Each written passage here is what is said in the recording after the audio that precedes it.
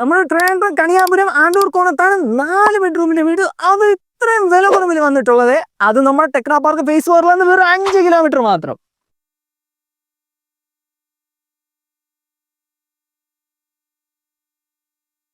തേക്കിൽ തീർത്ത മണിച്ചിത്ര താഴ് പോട്ടില് 4 സെന്റില് 1500 square feet ഉള്ള ഇഡ്ഡലം വീടാണ് ഇത്.